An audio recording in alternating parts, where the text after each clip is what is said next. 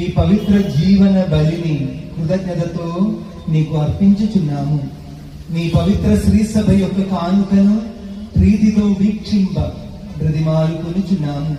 తన మరణము ద్వారా మమ్ము నీతో సఖ్యపరచిన నీ కుమారుని బలిని స్వీకరింపుము.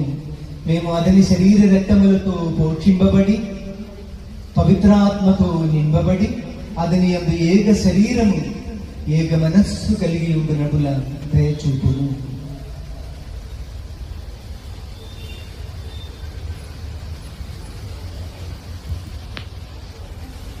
అతడు మమ్ము నీకు నిత్యార్పణముగా రూపొందించునుగాక. నీవు ఎన్నుకున్న పుణ్యాత్ములతోనూ ముఖ్యముగా పవిత్ర కన్యయు దేవమాత అయిన మరియ మాతతోనూ ధన్యులైన నీ అపోస్తులతోనూ వేద సాక్షులతోనూ సకల పునీతులతో పాటు మమ్మను మోక్ష భాగ్యములకు వారసులను చేయును. ఏలైనా వీరి విజ్ఞాపన ప్రార్థనల నిరవధిక సహాయంపై మేము ఆధారపడి ఉన్నాము.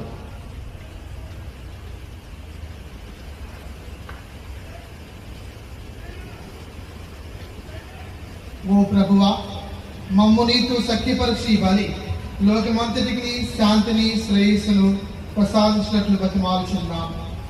ఈ లోకం యాత్ర చేయు నీ శ్రీ సభను, నీ సేవకులకు మా లియో జగద్గురువును, మా జోసఫ్ రాజా పీఠాధిపతిని, తదితర పీఠాధిపతులను, గురువులందరినీ, నీవు సంపాదించుకునే ప్రజలందరినీ విశ్వాసమందను ప్రేమయంతను దృఢపరపము. నిశ్చిత ప్రకారము నీ సముఖంలో చేరి ఉన్న ఈ ప్రజల మానవులను ఆలకింపము.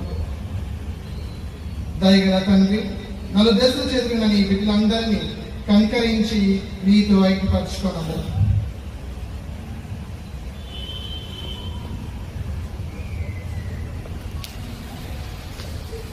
చనిపోయిన మా సహోదరులను, ముఖ్యముగా పరిశుద్ధ ఫ్రాన్సిస్ పోపు గారిని, పాడాల ప్రవీణ్, శౌరి,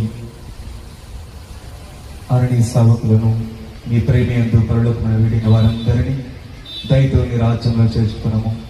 మీ మనోచన చేరి నీ మహిమను వీక్షించు నిత్యానందము పొందదముగాక. మా ప్రభువైన యేసుక్రీస్తు ద్వారా మనవి చేయించున్నాము. అతని ద్వారా నీవు సకల మేలులను లోకమునకు దయచేయించున్నావు.